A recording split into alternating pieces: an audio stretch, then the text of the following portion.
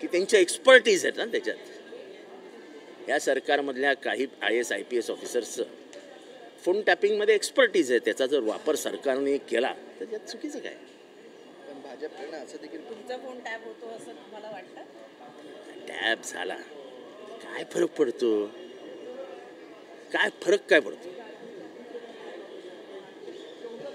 त्यामुळे असे फार चिंता करायची नाही। फोन टॅप होतो आणि आपला व्हॉट्सअप चॅट चोरला जातोय, झाला तर झाला। सगळ्याची तयारी ठेवूनच आता बसायचं। अमोल मिटकरी म्हणतायत की त्यांची तुतारी चुकली म्हणून माझा चेक चुकला। तुम्ही कोणाबद्दलही प्रश्न सकाळी सकाळी विचारत जाऊ नका हो। सर दुसरी एक गोष्ट आता काल मनोज जरांगे पाटील यांच्याबद्दल खूप चर्चा झाली सभागृहाच्या बाहेर सुद्धा आणि आतमध्ये सुद्धा त्यांनी खरं तर सत्ताधाऱ्यांचं असं म्हणणं आहे की या सगळ्या मागे कुठेतरी शरद पवार आणि राजेश टोपे आहेत।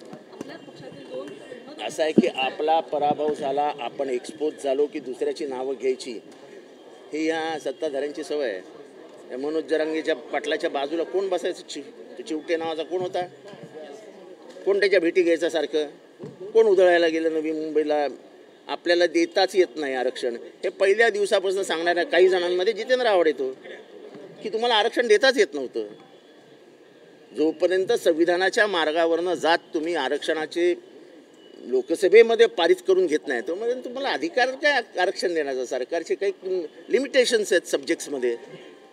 या सरकारने उगाच कारण नसताना मराठा समाजाला तो गुळ लावून ठेवला आणि OBC समाजाला भुजबळांना सांगितलं त्यांना घाबरून ठेवा, गाडवा तुमचं इलेक्शन जाणार आहे, तुमचं आरक्षण जाणार आहे, आणि ह्यांना इथं गुळ लावून ठेवला तुम्हाला आरक्षण देणार आहे। काय हे सरकारचं काम नाही।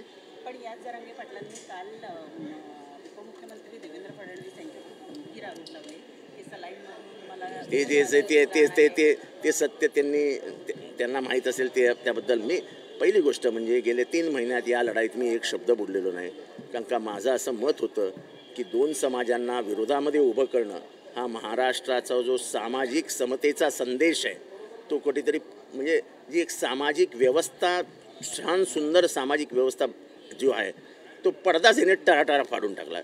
गावामध्ये 12 बलुतेदार सगळेच जाती जमाती एकत्र राहतात, त्या एकत्र राहणाऱ्या जाती जमातींमध्ये वाद निर्माण करणं आणि त्यांच्यामध्ये हिंदू मुसलमानांसारखी भिंत उभी करणं, जे हिंदू मुसलमान अनेक वर्ष एकत्र राहिले त्यांच्यामध्ये आपण भिंत उभी करून टाकली, ती आधी आता तुटेल याची शक्यताच कमी आहे आणि तसे प्रयत्नही करताना कोणी दिसत नाही।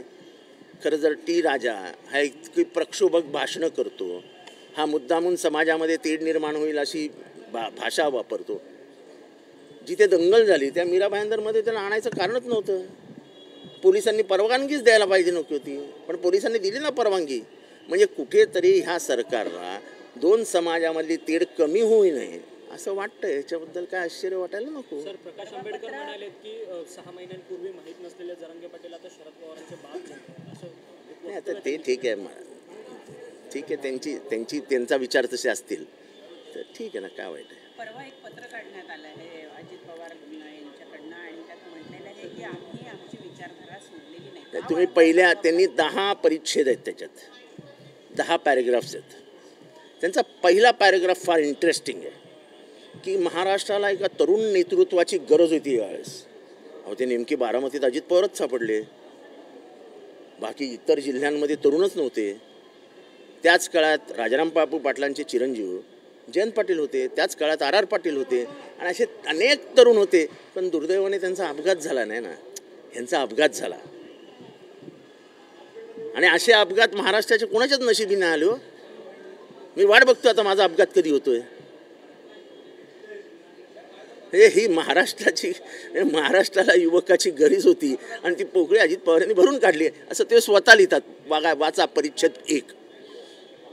नंतर ते शेवटच्या ह्याच्यात म्हणतात की आता ह्याच्यापुढे आम्ही वैयक्तिक टिपाटिप्पणी करणार नाही। राष्ट्रवादी काँग्रेसकडनं कधीच वैयक्तिक टिपाटिप्पणी केली गेली नाही। तुम्ही जेव्हा जेव्हा शरद पवार साहेबांविरुद्ध बोलले तेव्हा राष्ट्रवादी काँग्रेसच्या वतीने काही जण तुमच्यावर बोलले आणि आम्ही हे 100 वेळा सांगत होतो, शरद पवार साहेबांवर बोलू नका, आम्ही कोणाचंच ऐकणार नाही।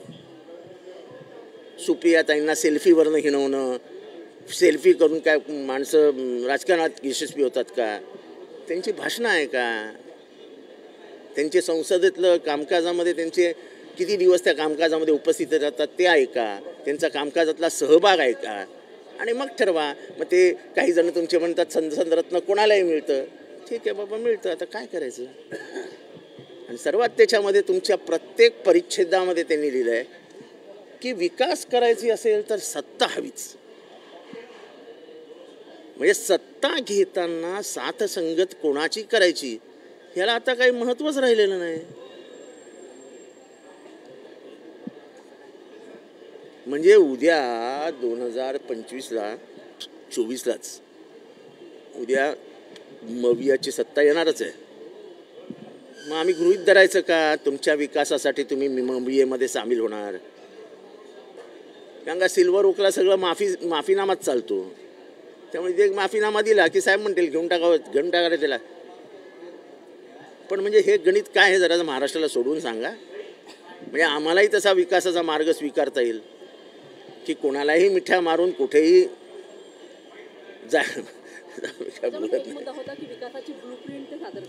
हां अशा ब्लूप्रिंट महाराष्ट्राने खूप बघितल्या. मग 25 वर्ष काय फक्त प्रिंट होती की काय? 25, 30 वर्ष तुम्ही मंत्रिमंडळात होतात तेव्हा प्रिंट ठरवलेली का ब्लूप्रिंट छापायला दिली ती आत्ता आली? मी बारामतीचा विकास केला. मग शरद पवारांनी काय केलं? झोपा काढल्या. शरद पवारांचं नाव आणि बारामती हे कोणी वेगळे करू शकत नाही. भारतातले सगळे प्रधानमंत्री, भारतातले सर्व राष्ट्रपती हा फक्त विकास बघण्यासाठी येऊन गेले. मी केलं इतका अहमपणा असू नये. तुम्ही केलं तर म्हणजे काय, तुमच्या मागे एक शरद पवार नावाचं नाव होतं, नाव वलय. दुर्दैवाने ते वलय आमच्या मागे नाही आहे. आम्ही कमनशिबी आहोत.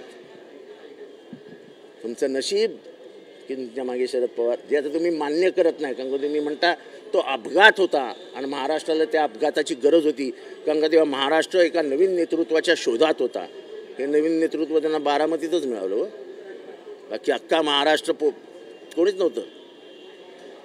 आणखीन एक त्यांना स्पष्टपणे म्हटलेलं आहे त्या पत्रामध्ये, मोदी शहा आणि माझी कार्यप्रणाली ही मिळती जुळती. चला बरं झालं त्यांना कोण प्रचंड प्रमाणात मोठ्या प्रकारचे गंभीर आरोप आहे. अशा पद्धतीत असं अजित पवारांना म्हणणं म्हणजे याला कुठेतरी समर्थन देणं आणि त्याशी मिळतं. त्याच मोदींनी 70,000 कोटी रुपयाचा घोटाळा काढला होता ना.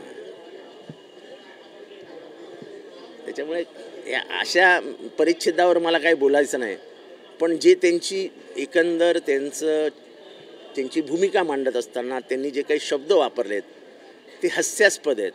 एखाद्या माणसाची एवढी बौद्धिक राजकीय अधोगती होते हे पाहून दुर्दैव म्हणजे जरा आश्चर्यच वाटतं. सत्तेशिवाय शहाणपण नाही असं मराठीतलं एक वाक्य त्यांनी सत्य करून दाखवलं.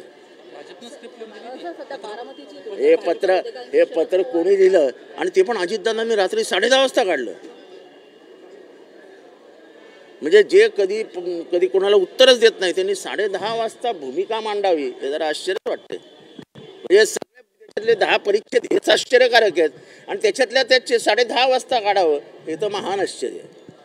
सर सध्या बारामती जास्त चर्चेमध्ये आलेलं आहे की शरद पवार त्यांच्यासाठी बारामतीमध्ये प्रचारासाठी उतरलेले आहेत. दुसऱ्या बाजूला असं आहे की पवार यांच्यासाठी अजित पवार असं आहे, शरद पवार कोणासाठी प्रचाराला उतरत नाहीत.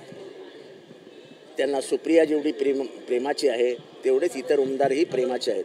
ते सगळ्या आमदारांच्याकडे जाणार. आता बरोबर मनसरला जाऊन आले ते कदाचित आमचे अमोल कोल्हेची पार्टी येते. ते सगळ्या आमदारांच्या मतदारसंघात जाणार, प्रचार करणार. ते शरद पवार आहेत. त्यांनी आपला पोरगा आपली पोरगी असं कधीच म्हणलं नाही. आपली पोरगी असताना त्यांनी सूर्यकांताताई पाटलांना मिनिस्टर म्हणलं. आपली पोरगी असताना त्यांनी आगाथा क्रिस्तीला मिनिस्टर ते शरद पवार. माझं उदाहरण देतो. मला काय अपघात झाला नव्हता. काय बारामतीत जन्मलेलो नव्हतो. कुठल्या तरी येड्या गावात कुठल्या तरी छोट्याशा गावात जन्मलेला किती तर आवडला. पोटाला धरलं ना. शरद पवार वेगळी, आसामीच वेगळी आहे. त्यांची पत्नी आहे ते करणार प्रयत्न. पण माझी मतदारसंघावर प्रचंड पकड आहे असं सांगत असतानाच दर रविवारी सभा घेणं म्हणजे पकड ढिली झाली की काय असा प्रश्न माझ्या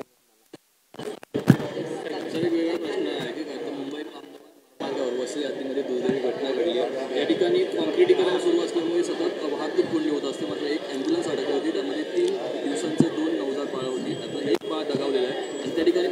उपस्थित नव्हते या ठिकाणी दिसते का कंत्राटदार सुद्धा त्या ठिकाणी आता हे फक्त त्या रस्त्यावर घडतं असं नाही, अनेक रस्त्यावरती दिरंगाई होते, अनेक रुग्ण त्या दिरंगाईचे बळी ठरत आहेत. रस्ते कसे खोदावे, कितपर्यंत खोदावे, त्याला अल्टरनेटिव्ह रस्ते द्यावे याचा कुठलाही विचार केला न गेल्यामुळे अशा घटना घडत आहेत. हे दुर्दैवी आहे.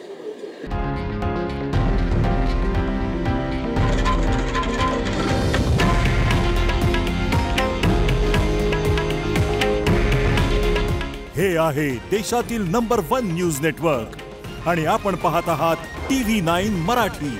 काळजी तुमची, हित महाराष्ट्राचं.